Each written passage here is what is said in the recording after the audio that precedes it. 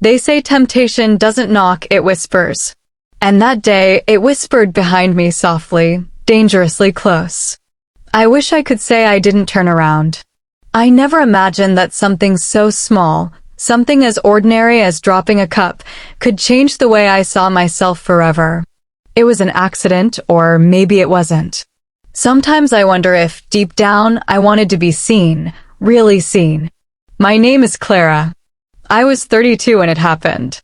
Married for 8 years. Loyal. Patient.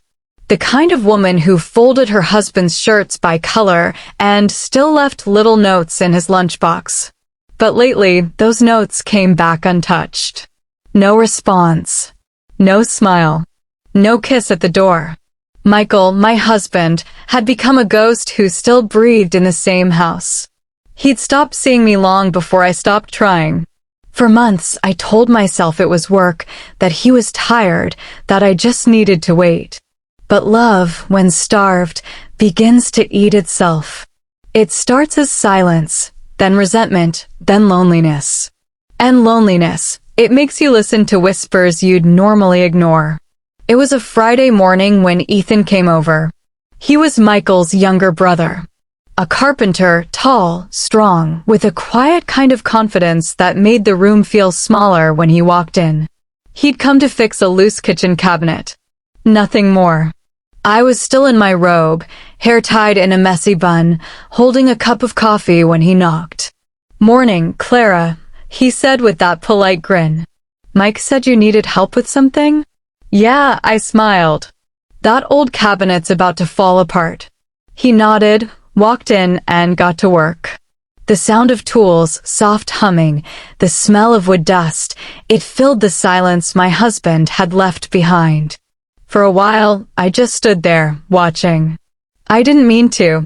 He worked like someone who understood rhythm, slow, patient, deliberate. Then it happened. I turned to rinse my cup, and it slipped from my hand. It shattered on the floor, sharp pieces everywhere. I bent down quickly to pick them up, embarrassed. And then I felt it. That presence, warm, close, just behind me. He hadn't meant to startle me, but he was there, his hand reaching to help me. Our fingers brushed against the same shard of glass, and I froze. I could hear his breath. And for one dizzying second, I felt something I hadn't felt in years noticed. Desired. Alive. I stood up slowly, trying to laugh it off. "Guess I'm a little clumsy today," I said, voice trembling. He smiled gently. "It's fine. Happens to everyone." But the air didn't move. It stayed heavy-charged. He looked at me, not like his brother's wife, but like a woman. And the truth? That morning, I wasn't wearing underwear. It wasn't intentional, or maybe it was. Maybe a part of me wanted to feel something, anything. I spent the rest of the day pretending that moment never happened. But every time he came over after that, to fix a door, paint a wall, help with something small, I felt the tension grow between us. 1,000 unspoken words lived in those glances. I tried to push it away. I prayed, journaled, blamed myself. But every time Michael ignored me, every night he rolled over without saying goodnight, that whisper grew louder. One afternoon, Michael left for another business trip. He didn't even look back. Ethan came by that same evening to drop off some tools he'd borrowed. The sky was orange, the house was quiet, and the loneliness felt unbearable. We talked in the living room. About nothing, about everything. About how life changes people, about how sometimes love fades quietly. He listened, really listened, in a way Michael hadn't in years. "I used to think marriage was supposed to fix everything," I said, staring at my hands. He leaned forward. "Sometimes it breaks things that were never meant to bend that far." I looked up. His eyes were full of sadness, not lust. Understanding, not judgment. That's what made it dangerous. Because love that understands is love that tempts. He left that night without crossing a line. But the silence after he left felt louder than anything I'd ever known. Months passed. Michael and I grew more distant. We lived like polite strangers sharing the same roof. Then one morning, Ethan stopped coming around altogether. He got engaged. To someone else.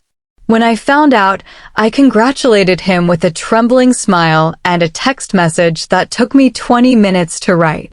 He replied with 2 words, "Thank you." That night, I sat alone on the floor, staring at my reflection in the window. It wasn't about Ethan anymore, it never really was. It was about me. About how invisible I had allowed myself to become. I had been waiting for anyone, to make me feel alive again. But I realized no one could do that for me. Not Ethan. Not Michael. Not anyone. It was a Sunday morning when I finally decided to speak. Michael was reading the paper. The same way he always did. I walked up to him and said, "We need to talk." He looked up surprised. I told him everything, not about Ethan, but about the silence, the distance, the emptiness. He didn't argue. He just listened quietly, his hands trembling slightly. For the first time in years, I saw tears in his eyes. "I thought you stopped loving me," he said softly. "I thought you stopped seeing me," I replied. It wasn't a perfect ending. We didn't magically fix everything. But that conversation was the beginning of something real, something raw and honest. We started therapy. Slowly, painfully, we began to rebuild. 2 months later, Ethan came back. He knocked on the door one afternoon while Michael was at work. He looked different. Tired, distracted. "Hey," I said cautiously. "Hey," he replied. "Can I come in for a minute?" He stepped in, holding a small box. "I found this in the garage. It's Mike's." Thought he might need it. His eyes darted around the room, like he wasn't sure if he should stay or leave. We stood in silence for a while. Then he sighed. "Clara, I'm sorry if I ever made things harder for you." His voice cracked. "You didn't deserve the way things felt between us." I shook my head. "No, Ethan. Don't apologize. You made me feel seen. And that scared me." He nodded slowly, eyes glistening. "I'm marrying Leah next month," he said quietly. "I thought you should know." My heart twisted, not from jealousy, but from closure. That's when I realized he wasn't mine to lose, and I wasn't his to save. Before he left, he said something that stuck with me. "You deserve to feel alive without breaking yourself to do it." Then he walked away, out of the door, out of my story. That night, I stood in front of the mirror again. I stared at my reflection, really looked. The dark circles under my eyes, the faded lipstick, the quiet sadness behind my smile. I took off my robe and stood there, vulnerable, human, honest. No makeup. No mask. For years, I'd been waiting for someone to tell me I was enough. But that night, I whispered it to myself. And for the first time, I believed it. I picked up my phone and called Michael. "Can we talk when you get home?" I asked. He said yes. The next few weeks were fragile. Therapy sessions. Late-night talks. Arguments that turned into apologies. It wasn't pretty, but it was real.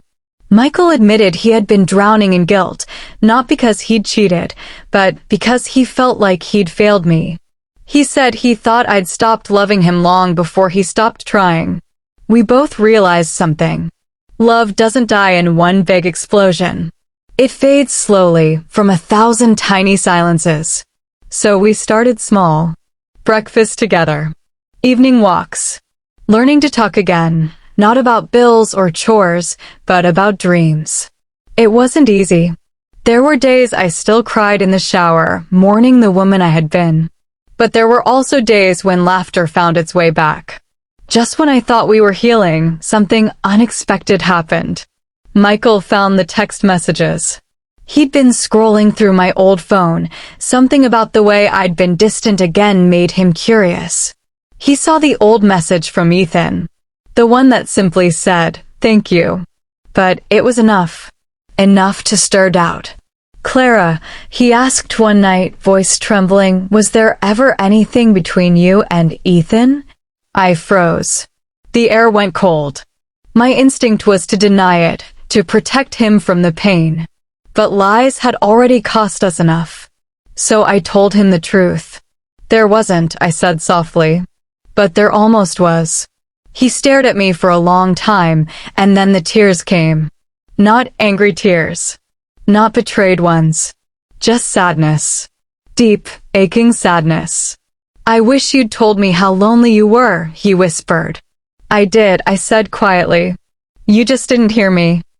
For weeks, he barely spoke to me. He moved into the guest room. I slept with the light on.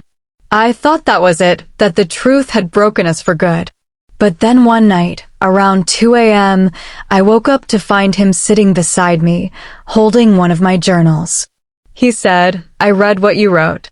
And I realized I was gone long before you almost were. That was the night we forgave each other. Not because we forgot, but because we finally understood. Months turned into a year. We renewed our vows quietly, no guests, no photographers.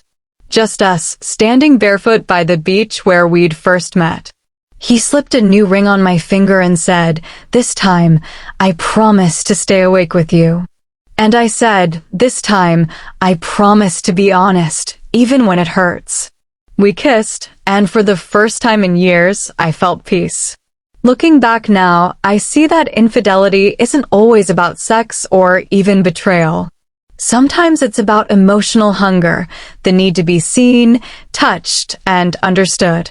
What almost happened with Ethan wasn't about love, it was about loss.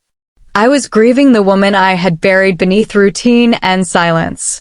But in losing myself, I learned how to find her again. Now, when I look in the mirror, I don't see shame. I see a survivor. A woman who walked dangerously close to the edge and chose to come back. If this story touched your heart, please like, subscribe, and share it with someone who needs to hear it. Tell me in the comments, have you ever felt invisible in your own relationship? Every story on Women's Stories 8 reminds us that heartbreak can become healing and silence can become strength. Broken heart sparkles.